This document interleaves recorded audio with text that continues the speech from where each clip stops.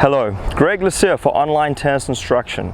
In the previous two videos we showed you how to generate more power on your volleys and also how to move more effectively up at the net to help you poach and become a more dominating force up at the net. Now, one of the most common questions I get asked in clinics is how do you deal with lobbers? So in today's clip we're going to show you a few strategies and how you can deal with lobbing. When playing against lobbers, it's very important that you get back very quickly for the overhead. Now, it's essential that you have very good overhead technique. Now, when you're playing lobbers, you want to try to look for visual cues and try to anticipate the lob early so you can move back before they even contact the ball. So if you see them leaning backwards and the strings are open, you want to start moving and getting back ahead of the shot. So watch over here. You want to start here in the middle of the service box, and ideally you're going to be split stepping and you may fall forward, but this leg will help propel you back. And you're going to take crossover steps. Crossover, you're going to base, hit the overhead, and then get right back into the ready position. Now, very often when I watch club players, the opponents hit the lob and they'll watch the ball first and they'll move second. You want to move first and then find the ball second, taking crossover steps. Now, you may have to make some adjustments to your starting position based on your height, your reach, and how quickly you can get back. So if you play someone who's lobbing all the time, you may want to start a little further back over here so it's much easier to get back for that overhead. But one thing to pay particular attention to is when you start further back, you're going to be much more vulnerable to that low volley. So if you see the ball's not being lobbed, you want to make sure you close in the net so you can try and get the ball that's a little bit higher over the net. If you stand back here, you may be forced to get a low volley and have to hit the ball up in a defensive position. Okay, ways to practice moving back to cover the lob. So the first thing you want to look for is to anticipate. If your opponents are leaning back and the strings are slightly open, you want to anticipate that they're possibly hitting a lob.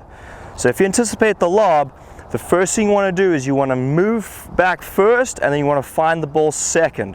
Very often I watch players, they'll try to find the ball, and by the time they find the ball, they start to move. It's too late. The ball's got over their head and they cannot get the ball back as an overhead. So ways you can practice this is to practice shadow swing movements. So you want to start sort of in the middle of the box, got your ready position over here, you can get some forward momentum, you can go forward, you're going to split, you're going to catch yourself with one leg, use that leg, the left leg, to push yourself back and take crossover steps all the way back to the service line.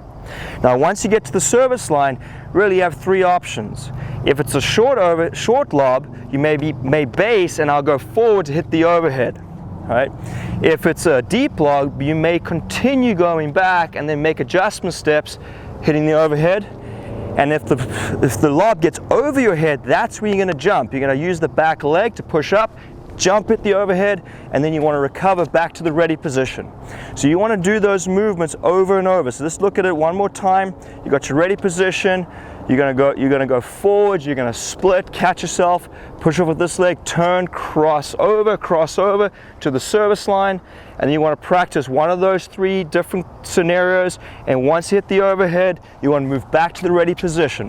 Right, so you want to practice these over and over until you familiarize yourself with the movement, so when you go play, it's much easier to implement in your game. Another way to deal with lobbers is to use strategy. Lobbers are very comfortable on the baseline, so you want to take them out of the comfort zone by either pushing them back up against the back fence, or you can bring them forward. Two ways to bring them forward is you can hit an approach shot that's low over the net, it's slightly off pace where it bounces close to the service line, and the second bounce is inside the court. Another way is you can hit, when you're at the net, you can hit an off-pace volley that lands short. In both instances, what's going to happen is you're going to force that lobber to now run forward and try to scrape the ball up. Ideally, they're going to hit it very close to the second bounce, which will make it difficult for them to lob it over your head. If they're hitting the ball close to the second bounce, you can now close the net and have an easy volley to put away. Now, if it sits up, beware, they can still get the racket below the ball and lob you. So the key is to hit a low ball that lands short, it forces them to run forward and have to scrape the ball up. Okay, let's take a look at examples of the two strategies we discussed. Now, there are other strategies you can use against lobbers. Now we're going to start with the short, low approach shot. Now you'll see how just practicing with my partner, my friend Chris, we're just playing cross-court one-on-one doubles.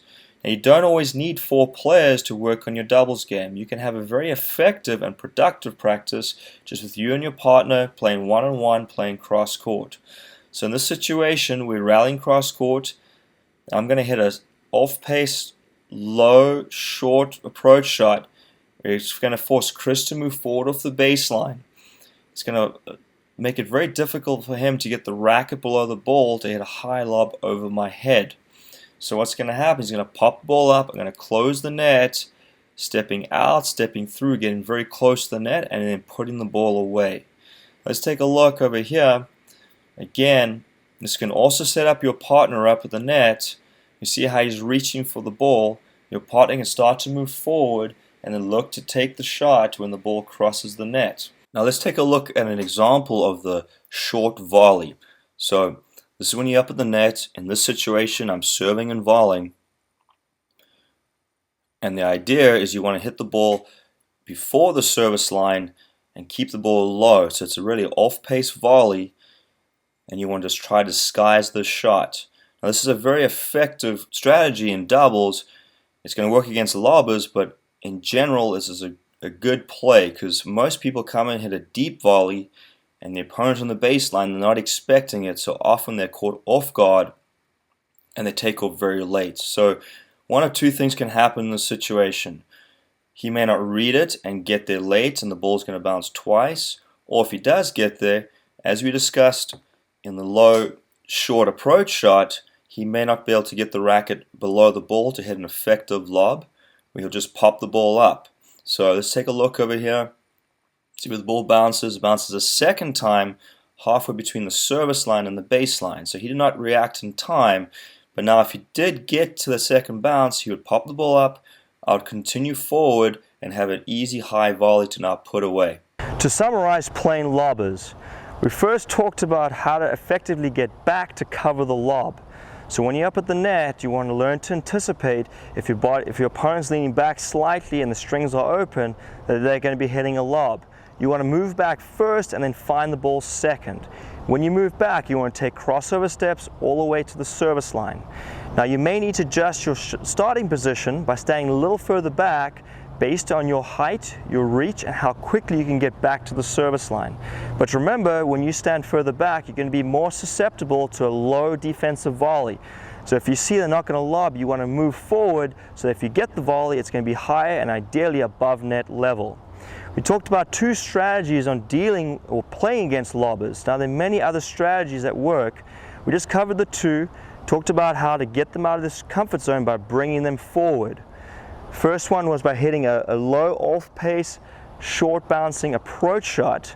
And the second one was hitting, when you're up at the net, hitting a low volley that bounces short to the middle of the court, which works in many instances. But both tactics, what would happen is your opponent would be running forward and ideally getting to the ball close to the second bounce where they cannot get the racket beneath the ball enough to hit an effective lob, where they're forced to kind of scrape the ball up, which will allow you to move forward and then have an easy volley to put away.